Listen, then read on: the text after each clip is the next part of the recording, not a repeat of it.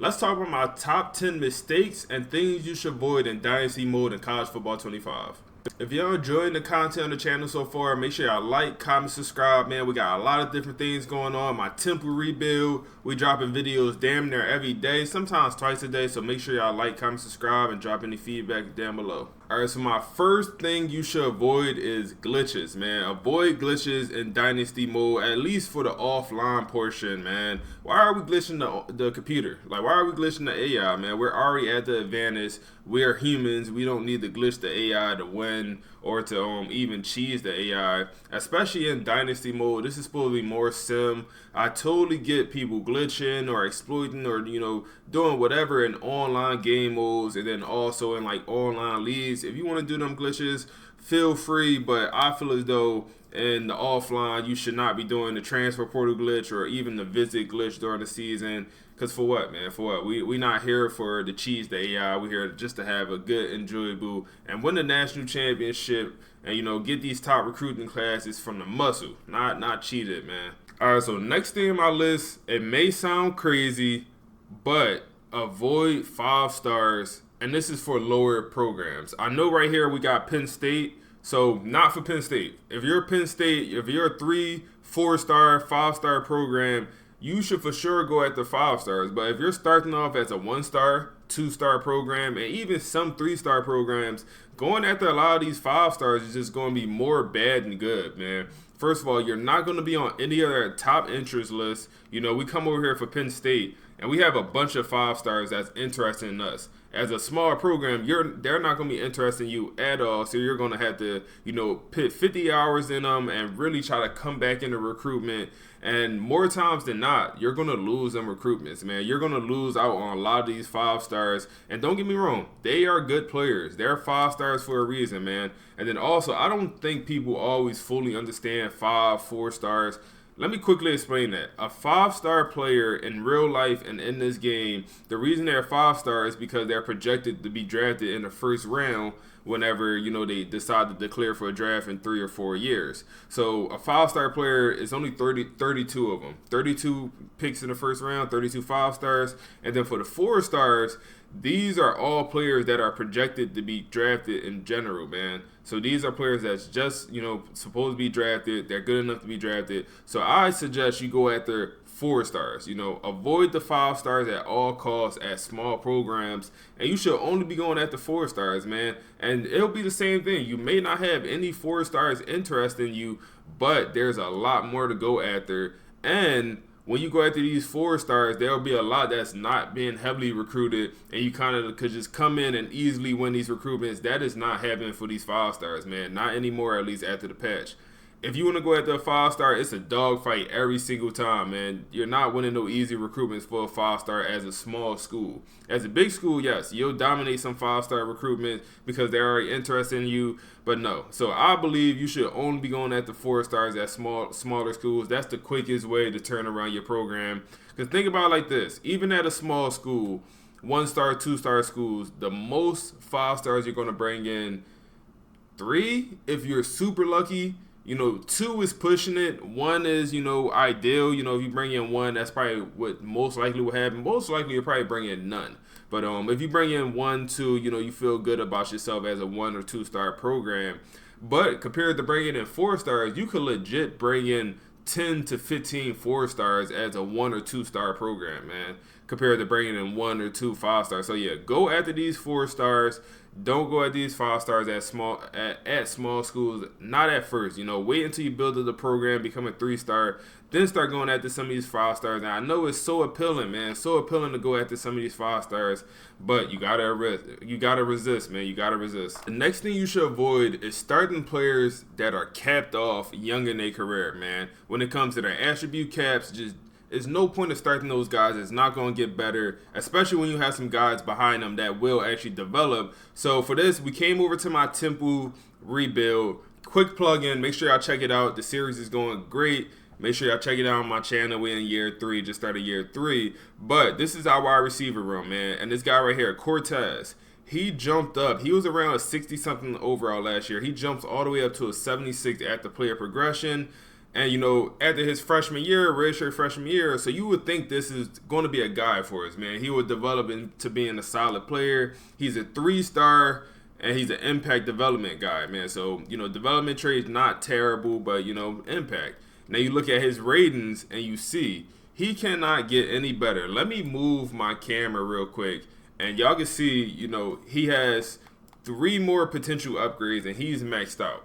So let's say his max overall, let's say 79. 3 more upgrades, 79 is his max overall, and as a freshman. That sucks. That sucks. And this is a guy that, I thought was going to be a guy for us, but it's like, 76 catching is where he maxed out at, and it is what it is. So, make sure you're paying attention to these ratings. And now let's see the freshmen, some of the freshmen we brought in, and it's like, okay, this guy is already a 75 overall. He is elite. He is an elite development trait guy, 4-star. But his rating caps, he could get a lot better. He could get into the 80s, maybe even like the upper 80s at some point, by his senior year. So we're definitely going to start a guy like this because his ratings could just get better. And they're both freshmen, they're both younger. And even looking at our other freshman, Grant Corner, he's an impact 4-star, and he could actually get a lot better as well. So make sure you're just paying attention to ratings, and then also your rating caps, and starting players that can get better for you. Once the ratings are close and overall, 76 to 75 to 74. For me, I'm gonna start these 2 freshmen over Cortez, even though he has the better overall. And just because Cortez is not going to develop, man, he's not going to get much better. And then you can also look at Goodwin right here. He's a normal 2-star guy, so you don't really expect him to have great development. And as you see, he could only get to a 77 overall. He only have 2 more attribute caps left, and so not great neither. And it's sad to see that this can't change as far as like players.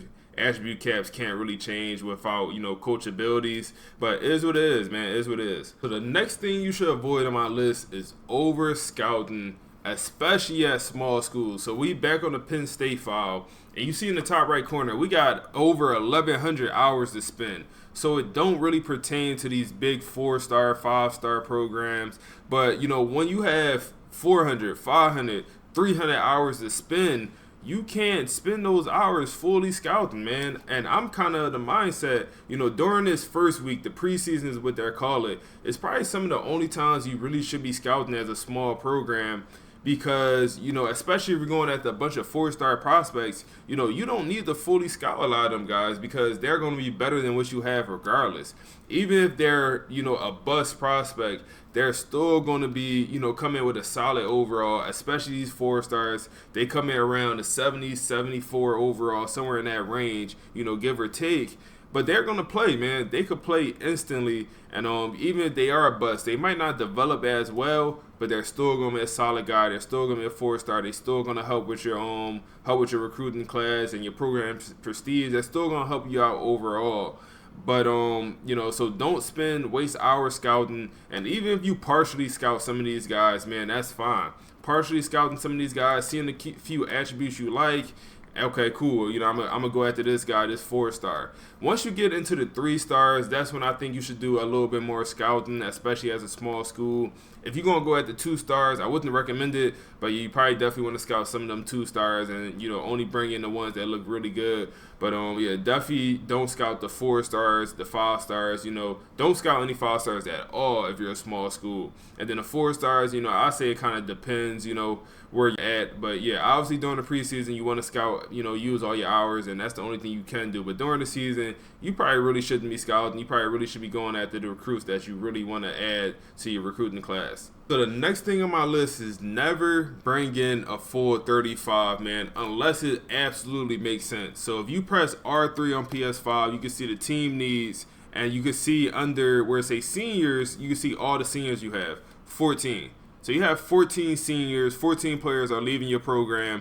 You may also want to consider if you have any guys that may go pro, any guys that may transfer out, So let's say we'll have, 20 players leave the program in total. So therefore, you should be bringing in my opinion, anywhere between 15 to 25 players each cycle, man. And right now we got 86 players on the roster in total. You can only have 85. So, if you're over that 85, obviously they're going to make you force players to transfer.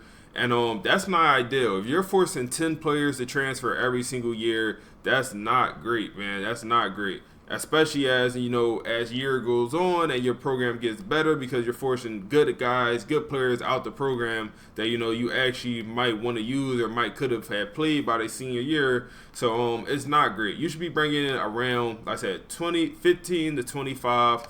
I usually go for around the 20 mark, and especially at a big program like this, the good thing about it is you could bring in 5, 6, 5-stars, and then fill the rest of your class up with 4-stars. At smaller programs, you may do 10 to 5, 4-stars, and then the rest might be 3-stars.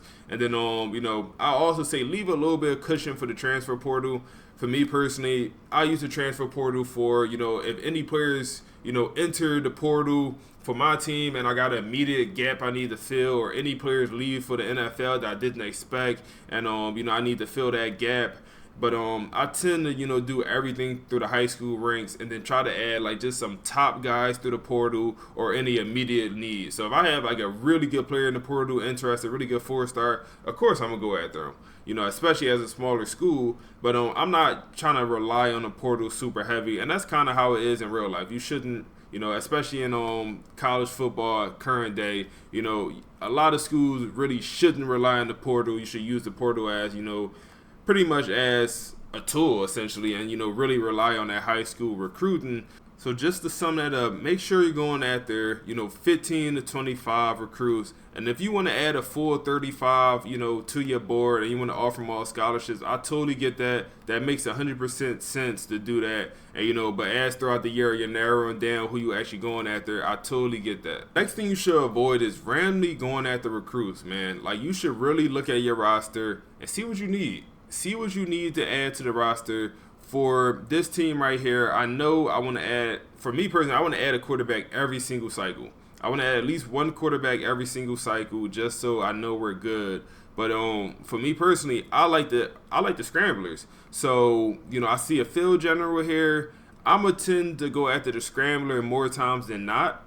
So I'm going to go after, whatever archetype or tendency, whatever you want to call it, that I prefer. And that's for every position. For power backs, or excuse me, for halfbacks, I like power backs. So I'm going to go after more power backs than elusive backs. And I'm going to be mindful to not add any receiving backs to my board. This right here, receiving back is on the board. This was for another video. It's random.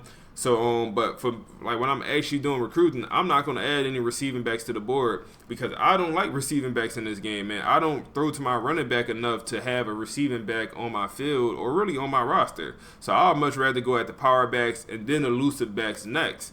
And then for wide receivers, I really like the deep threat archetype. I like them tall. So I'm going to add a bunch of tall, deep threats. I might add some physical guys at 6'4", but any, some of the other archetypes, route runner, I might not add any of them because I don't love their archetype. So I'm going to go after, I'm going to be specific at the players I'm going after, and I'm not just going to randomly add players to my board. Oh, like, okay, well, this guy's interested in us. I'm going to add him. Maybe at the small programs, you take what you could get, but especially as you build your program, you want to be a lot more picky of what you add. And then last thing, when it comes to cornerbacks and D-backs, this is a big one. This is a big one. If you're a man team, if you love to run man, you need to go at the man cornerbacks. If you're a zone team, you need to go at the zone, because these cornerbacks will not start off with both. They might develop to be, a solid all-around cornerback, but more times than not, they do not. All right, so next let's talk about deal breakers, man. And the bottom right of your screen, you see where it say deal breaker. This guy deal breaker is staying close to home. We know that would never change. This guy would never want to transfer out for staying close to home, because that can't change, man. That cannot change in this game.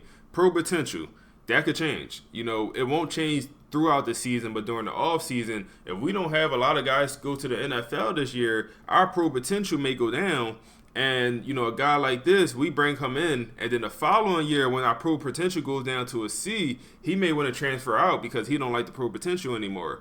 Coach prestige, another thing that could change, but once it's an A, it's pretty good. As long as you don't have a bad season, you're good with that. But this right here is a red flag for me, man. The playing style, B minus, and he only needs a B minus. So that could go up or down within a few weeks, and you could be completely locked out on a recruit like this just because he don't like how the playing style of the school. So make sure you pay attention to the deal breakers, and the two main one is gonna be playing style, and then also the championship contender, especially at a small school. Championship contender could change, especially if it starts off as a B. If you're at a smaller school, you lose a game, and then you could no longer go after that recruit. So just make sure you pay attention to the deal breakers for every single recruit, and make sure you're not investing into a guy that may not want to go to your school after you put in 500 hours throughout the season. All of a sudden, you lose a game, and now he's not interested no more. So next, let's talk about red shirts. I've been hearing a lot of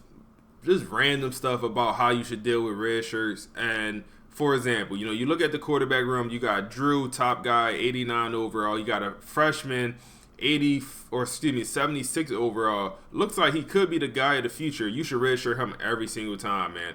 Redshirt a guy like that every single time. And then even a situation like this, I would personally consider redshirting, Allen right here, because he's not the starter. And for me personally, I usually don't run with two running backs, so I would consider it.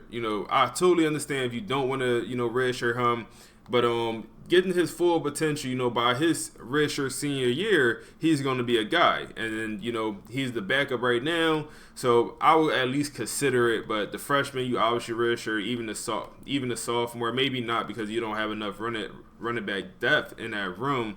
But yeah, and then it's also kind of like I don't want to say rumor, but I think it's people saying that, well, you should play a top guy every single time, a top freshman every single time, because that's the best way to develop them. And I would say yes and no. Like, we really do not know the best way to develop players. It's almost random in this game, man. I had players have a great year, and then the off-season training come in, and their overall does not move. And then I had another player that did not play at all, red shirt, and he jumped up 10 overalls. And then, you have a player that barely even played, and he might jump up 10 overalls as well. So the player progression just seems to be random. And I have a whole video breaking it down if y'all want to check that out. But so it's no perfect answer to handling the red shirts or, when to play a freshman. I say look at the attributes. If you like a guy, play him. But right here, 79 overall guy, he's redshirting, man. He's redshirting every single time. So make sure you redshirting players. And almost my thought process is, if you redshirt every single freshman, every year, then your roster is going to be very talented. Like, your roster is going to be very talented every single year in the future, because you have guys that's in the program for 5 years and really developing. So keep that in mind. You don't have to do it, but yeah, like, I'll redshirt a lot of my freshmen. The next thing you should avoid is putting too much stock in overall ratings in this game. So right here, we looking at Tennessee. This is a couple years in the future. This is back on the Temple file, and we have an 87 overall cornerback. He's fast, 96 speed. But you look at his actual coverage attributes, 86 man, 69 zone. If you are a zone running team like I am, this guy does not play, man. Like, he does not play. Like, he's not a starter on my roster with 69 zone coverage. He's just not a starter. Maybe I could find somewhere to put him. Maybe he goes in the slot with the 86 man, 86 press, but he is not a starter on the outside for me. He just can't with the 69 zone. But if you just look at his overall, 87 overall, you would think he's a phenomenal player, but with the attributes that I actually care about, he's not good at. And you really got to pay attention to that when it comes to a lot of these guys, man. A lot of these guys, especially the recruits.